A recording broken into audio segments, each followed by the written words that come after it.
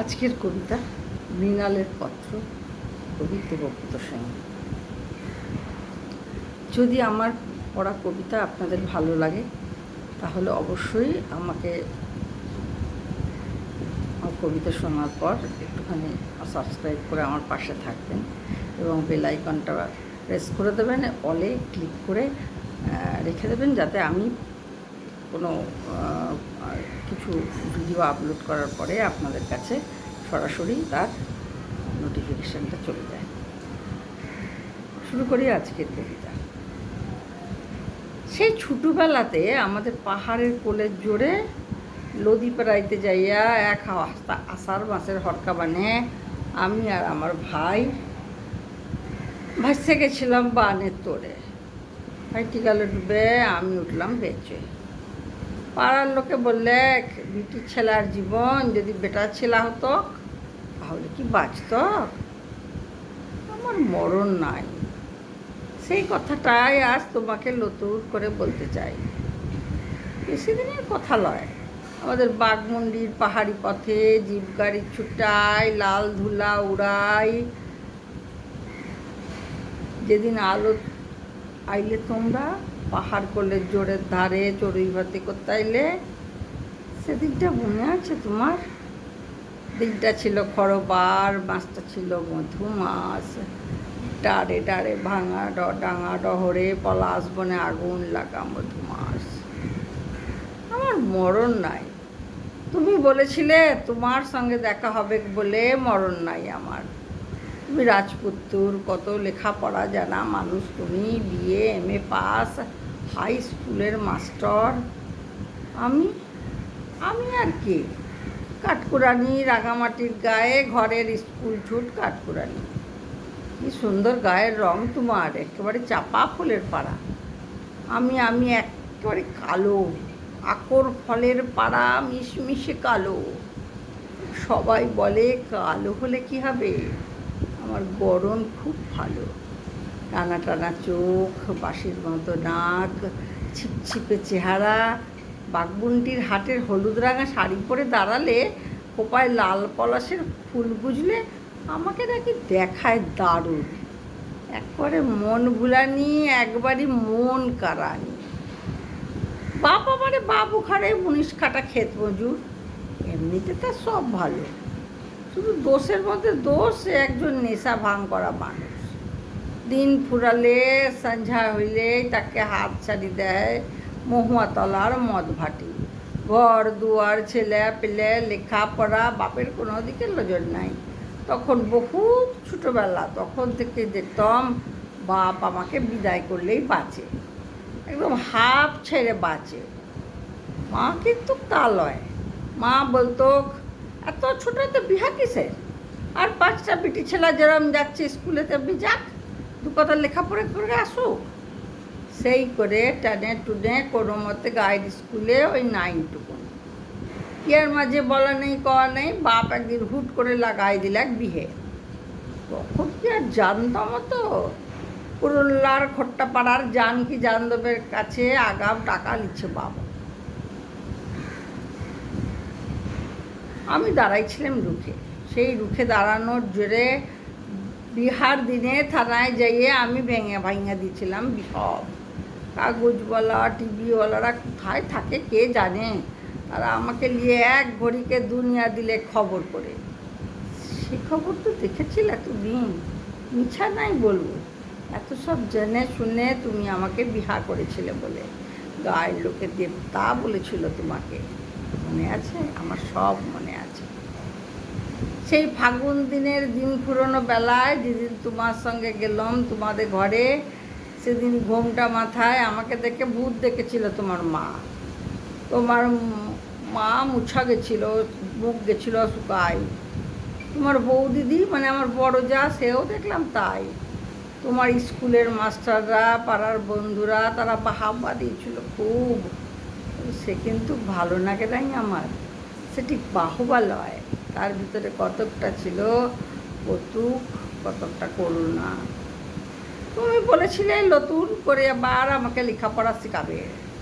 তুমি বলেছিলে নতুন করে আমাকে আবার ভর্তি করে দেবে স্কুলে। কাজের চাপে শেয়ার তোমার হইল কই? কত ব্যস্ত মানুষ তুমি, স্কুল, পার্টি, ক্লাব, বস্তিবাসী, গরিব দুঃখী, প্রতিবন্ধী, রক্তদান, জীবনদান, তোমার কত কাজ। এক একদিন কাজের টানে তুমি বাইরে কাটাতে রাত, এক একদিন কাজের টানে ঘরের কথা মনে পড়তো না তোমার। এমনি করে দেখতে দেখতে ঘরের চাইয়ে বাইরে থাকার সময় গেল বেড়ে।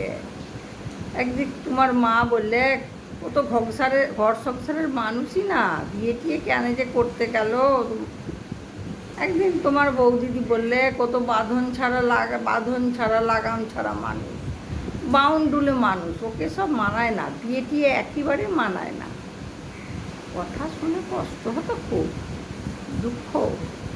সেই দুঃখে একলা ঘরে দু চোখ দিয়ে জল গড়াতো আমার।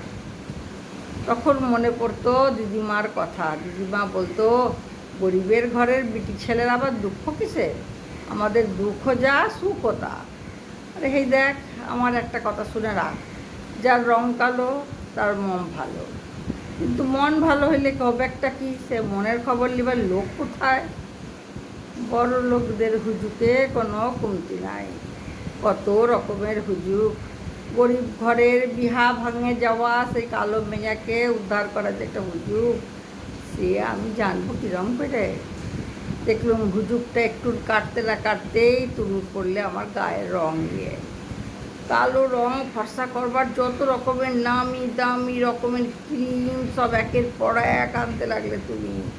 তার সঙ্গে আবার পালা করে শোনাতে লাগলে খবর, কাগজের সব মন খারাপ করা খবর।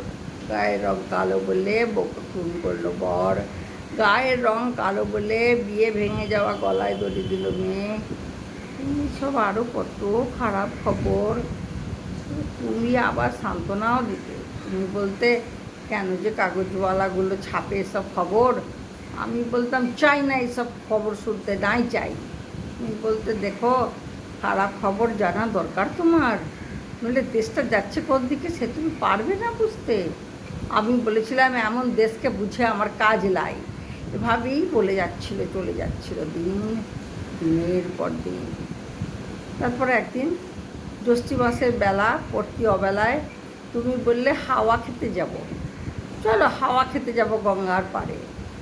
কথা শুনে তোমার মুখের দিকে আমি রইলাম চাইয়ে, তাই দেখে তুমি বললে না না, মিথ্যে লয়, সত্যি বলছি।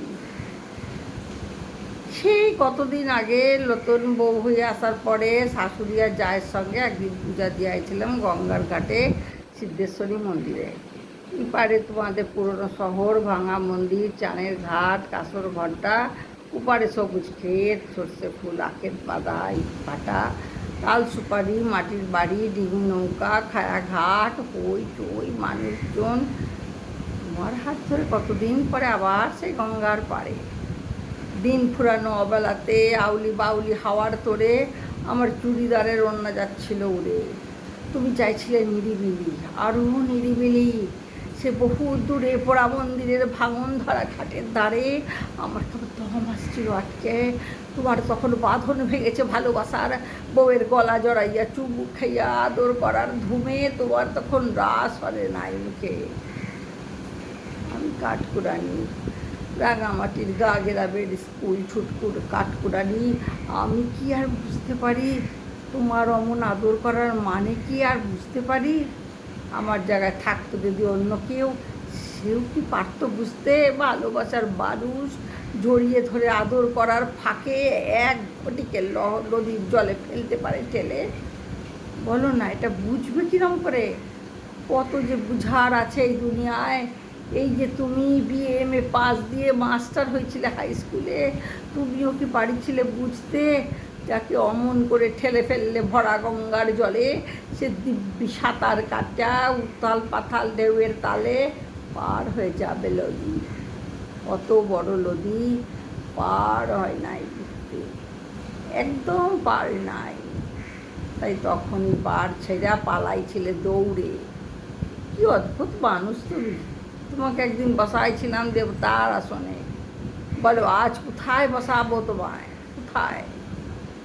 দেখো মানুষে কি তফাৎ দেখো। কত মানুষের কাছে মানুষ হইয়া কত সহজে আমাকে ঠেলে ফেলে দিলে নদীর জলে, আর একজন কত দূরের মানুষ হইয়ে নদীতে ঝাঁপ দিয়ে সাঁতার কেটে 2 হাত দিয়ে বাড়ায়। মানুষটা দেহাতি মানুষ, নাম শিবচরণ। পেশায় ইটভাটার বদলি মজুদুর, না তোমার মতন পড়াশোনা করা মাস্টার লয়, লেখাপড়ায় সে বিলকুল আনপড়। তুমি ভাবছো নালিশ করবো তোমার নামে? না, নালিশ আমি করবো না। কি হবে নালিশ করে? আমাদের এই পোড়া দেশটায় সবই তো তোমাদের দখলে, নেতা মন্ত্রী, থানা, পুলিশ, কোর্ট কাচারি সব। সেখানে গ্রামের গরিব ঘরের মেয়েদের কতটুকুনি আর জায়গা আছে বলো? তবে এখনও মানুষের পাশে দাঁড়ায় মানুষ, এখনও মানুষের জন্য জীবন দেয় মানুষ। সেই মানুষকে সাক্ষী রেখে এক বড় মানুষের বহুকালের কথা আজ আবার নতুন করে বলি তোমাকে। শুনো, সংসারের মাঝখানে মেয়ে মানুষের পরিচয়টা যে কী তা আমি পেয়েছি, আর আমার দরকার নেই। তোমার যে আপন ইচ্ছা মতো আপন দস্তুর দিয়ে জীবনটাকে চিরকাল পায়ের তলায় চেপে রেখে দেবে, তোমাদের পা এত লম্বা লয়। ইতি মৃণাল, তোমার চরণতলাশ্রয় ছিন্ন যুগের মৃণাল।